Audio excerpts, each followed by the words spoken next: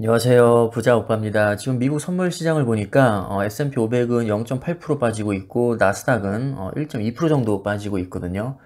이 추세대로라면 우리가 많이 투자하고 있는 TQ 같은 경우는 거의 뭐 4% 폭락으로 풀이장을 시작할 가능성이 높습니다. 아주 높은 확률로 하락장이 예상이 되는데 제가 굳이 미리 말씀드린 이유는 이왕 피할 수 없다면 우리가 그래도 마음의 준비를 하고 하락장을 얻어맞는 게 더 낫기 때문입니다. 분명히 단기적으로 보면 최근에 조정장이 고통스러운 것은 맞습니다. 누구나 주식에 돈이 조금이라도 들어가 있다면 고통스럽죠. 아무리 나중에 10배, 20배 오를 거여도 지금 당장은 고통스러운 게 분명히 맞습니다. 사실 대다수의 사람들은 아무리 데이터를 들이밀고 장기 투자를 강조해도 이 하락장을 견뎌내지 못합니다. 대부분은 시장을 떠나죠. 얼핏 보면 이렇게 위기가 올 때마다 시장을 떠나는 게 이득이라고 생각이 들겠지만 정말 희한하게도 그렇지 않은 경우가 훨씬 더 많습니다. 그래서 주식이 어려운 거죠. 대응을 하는 게 분명히 현명한 거고 단기적으로 이득을 나에게 가져다 주는데 왜 미련하게 존버하라고 하는 걸까? 왜 대응하지 말라고 하는 걸까? 도무지 사실 이해를 하기가 어렵습니다. 자, 그럼 제가 지금부터 왜 단기적으로 손해를 감수하면서도 그냥 보유해야 되는지 마젤란 펀드의 예를 보여드리면서 설명을 해드리도록 하겠습니다. 이게 2008년자 기사거든요. 자, 이때 당시에는 뭐 서브프라임 모기지, 리먼브라더스 파산으로 난리가 났던 때죠. 지금보다 훨씬 더 심각한 폭락장이었습니다. 근데 이때 당시에도 마젤란 펀드 얘기가 인용이 됐거든요. 무슨 내용이냐면 최근 펀드 투자로 막대한 손실을 입은 국내 개인 투자자들에게 이런 질문을 던진다면 어떤 대답이 나올까? 어떤 질문이냐면요. 펀드 투자로 2700%의 수익률을 올리기 위해서는 과연 얼마나 걸릴까? 아니 지금 웬만한 사람들 다 반토막 이상이 나 있는데 펀드 투자로 2700%의 수익률을 올리기 위해서는 얼마나 걸릴까? 이거 약 올리는 거잖아요.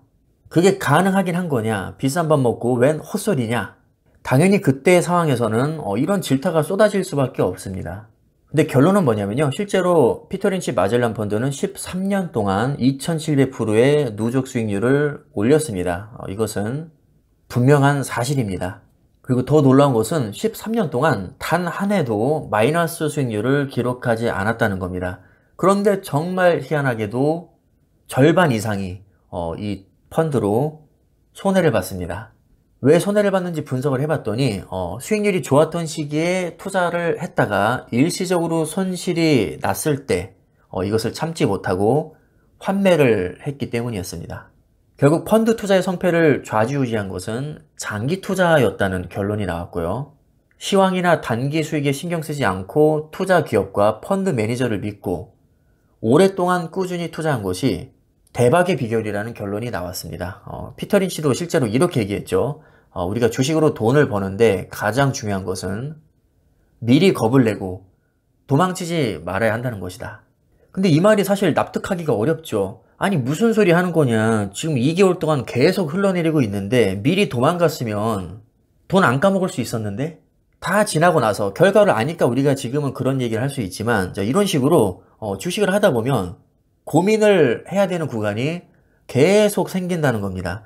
앞으로 지금과 비슷한 상황이 수십 번도 넘게 있을 텐데 그 수십 번을 다 대응을 하면 결국 시장을 떠나 있는 기간이 길어지고 장기 투자에 실패할 가능성이 대단히 높다는 겁니다.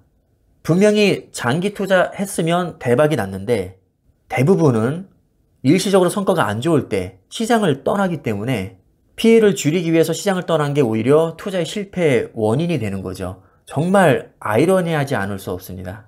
물론 10번 대응을 하면 뭐 3, 4번 정도는 성공하겠죠. 단순 확률로 봐도 그냥 반반입니다. 뭐 5번 성공한다고 치겠습니다. 이걸 반대로 얘기하면 상승장도 똑같이 5번을 놓친다는 얘기가 됩니다.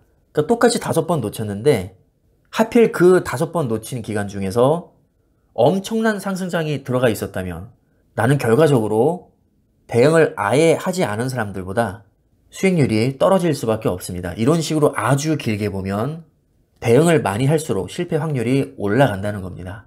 일본의 대표적인 장수 펀드인 사와카미 펀드도 1999년 이후에 10년 동안 누적 수익률이 50%였는데 펀드 투자 성공 비결을 물었더니 피터 린치와 똑같은 대답을 했습니다. 오랜 기간 시간을 투자하는 것이다. 단기 수익에 흔들리고 있는 국내 펀드 투자자들이 한 번쯤은 곱씹어 봐야 할 대목이다. 자, 이렇게 분석을 하고 있죠. 결국 대가들이 하는 말은 거의 똑같습니다. 단기적인 손실에 흔들리지 말고 묵직하게 들고 가야 된다는 거죠. 이 기사가 쓰여진 날이 2008년 11월 7일이거든요. 실제로 검증해 보겠습니다. 만약에 누군가 그때 당시에 이 기사를 보고 아 그래 장기 투자가 주식 성공 비결인 것 같아. 나 납득됐어. 그럼 지금부터 장기 투자 해보겠어. 그래서 그때부터 지금까지 만약에 투자했다면 애플은 5,513% 수익이 났고요. 마이크로소프트는 1,652%, SOXX는 1,458%, QQQ는 1,078%, SPY는 362%의 수익이 났습니다. 정말로 이 기사 말대로 그대로 실천을 해봤더니 큰 수익이 났더라는 겁니다. 근데 정말 웃긴 게 뭐냐면 거의 똑같은 취지의 기사가 2023년 6월 13일에도 나와 있습니다. 그러니까 시간이 이렇게나 많이 지났는데도 근본적인 메커니즘은 변한 게 없다는 거죠. 제목이 뭐냐면요. 13년 2700% 수익 거둔 마젤란 펀드. 투자자 절반은 왜 손실을 봤나? 주식에 하루를 투자할 경우 성공 확률은 반반. 1년이면 75%, 3년이면 83%, 10년이면 90%대. 성장할 기업을 선별하고 인내의 시간 가져야. 15년이 지난 지금도 똑같은 얘기를 하고 있습니다. 인내 시간을 가져야 된다. 시간에 투자해야 된다. 근데 우리는 지금 이 얘기가 와닿지 않죠. 왜냐하면 3개월 동안 마소, QQQ, SPY, 애플, SOXX 모든 종목이 다 하락했기 때문입니다. 그리고 지금 프리장에서도 빠지고 있고 누가 봐도 반등할 확률보다는 추가로 하락할 가능성이 높아 보입니다. 비관론이 너무 많습니다. 악재가 너무 많습니다. 희망이 없어 보입니다. 탈출은 지능순위인 것 같습니다. 그럼에도 불구하고 15년 동안 장기 투자했다면 분명히 큰 수익이 났고 통계를 봐도 좋은 기업에 장기 투자할수록 성공 확률은 기하급수적으로 올라갑니다. 자, 그렇다면 우린 어느 쪽에 베팅하는 게 성공 확률이 높을까요? 과연 어디에 베팅하는 게 10년 후에 우리가 성공할 확률이 높을까요? 그냥 시황 봐가면서 단타를 치는 거?